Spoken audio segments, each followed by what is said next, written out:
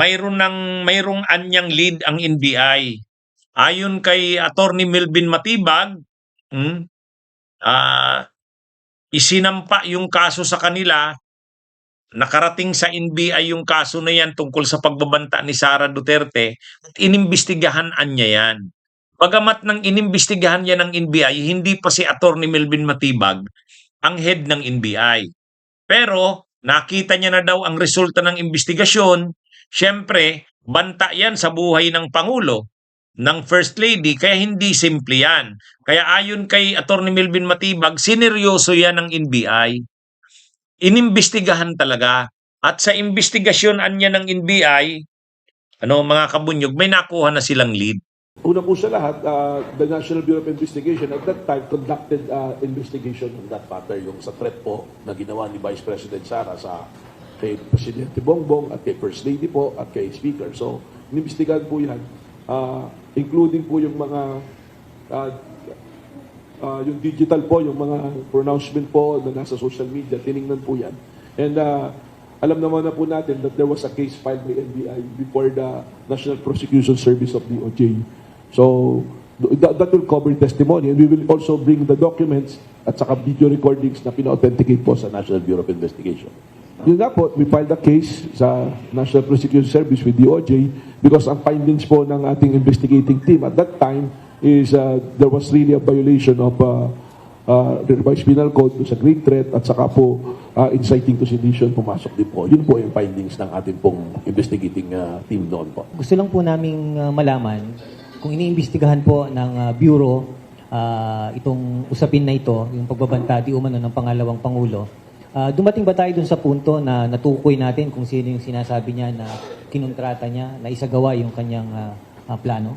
Well, una po sa lahat naman ng papasok sa NBI na threat or anything to anyone, not only the President or any official, sa lahat po, pag pumasok, i-investigahan po namin yan. And we can do that po to proprio, po. So, nung sinabi po yan, may mga investigation at least po na tinitingnan. Of course, as of now, hindi naman po na-identify. But that's one angle also, na kung may ganun, kailangan investigahan, po. Sa katunayan, nag-submit naman ng counter-affidavit doon si Vice President at meron din siyang complaint. We follow that lead also. Tinitingnan din namin kasi meron siyang binabanggit na Oplan Romanov na sinasabi na Romanov, yung parang sinasabi. So, tinignan din po namin yun. Tinitingnan din namin yung mga nagbasa po kami ng mga reports, social media, lahat, postings, na nagre-request pala siya na mag-jogging doon sa loob ng Batasan Complex at that time. And there was a lead na sinasabi na pag nag-jogging siya ron, there will be an attempt. So lahat po yan, tinignan po namin. Anyway, ang death threats na ito ni Sara Duterte, kasi nasa nasa DOJ na yan. Matapos kasi yung investigasyon ng NBI, nang medyo sapat-sapat na yung ebidensya ng NBI, i-final na nila ang kaso sa DOJ. Actually, may kaso na sa DOJ. Ang kaso sa DOJ, grave threat saka inciting to sedition. Ngayon, pinadalhan na si Sara Duterte ng complaint affidavit niyan at sumagot na daw sumagot si Sara Duterte. Ang paliwanag daw ni Sara Duterte, hindi naman daw seryoso yung na yun. Parang anong tawag ba diyan? Metaphor ba yan? Hindi naman daw talaga hindi niya naman daw talaga ipapapatay ang Pangulo. Ano lang naman daw yun? Parang joke. Kaya lang ang problema, sabi mo joke lang yun, ikaw na nga mismong nagsabi doon sa online yun eh. Sabi mo no joke. Di ba? Tapos ngayon, sasabihin mo, joke lang yun.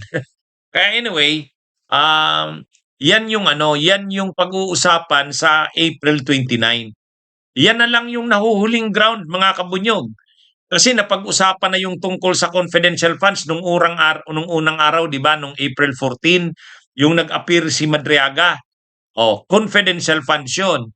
Tapos nung April 22 naman, ang issue naman doon yung unexplained wealth yung pinatawag yung ombudsman dahil sa SALN, yung AMLAC, yung Bangko Sentral, tapos yung yung SEC.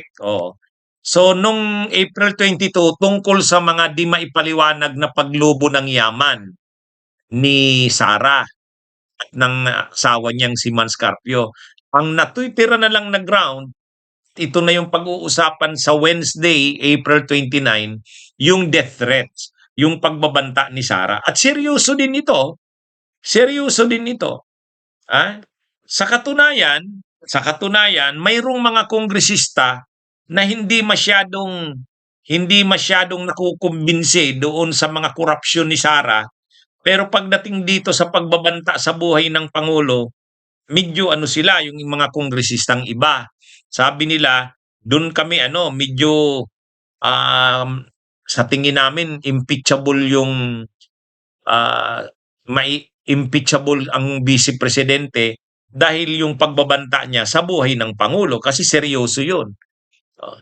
Kaya anyway mga kabunyog, ang maiiba nitong Wednesday, ipipresent yung uli yung video.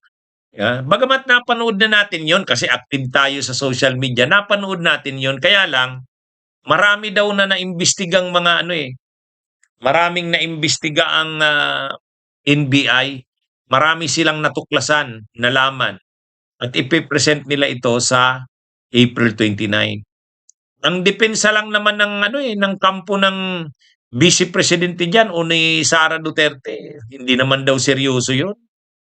Kaya ito mga kabunyog, kumbaga yan na lang yung nahuhuling topic o agenda. Kaya mabilis na ang sa April 29. Mga umaga tapos na yan. Pag-uusapan na yang yang death threats na yan. Kasi hindi naman masyadong mahabang usapan yan. NBI lang naman yung imbitado diyan sa sa death threats ng Vice Presidente sa Pangulo ng Pilipinas at sa First Lady. Pagkatapos niyan, yung death threats na yan, sa hapon magbubutuhan na.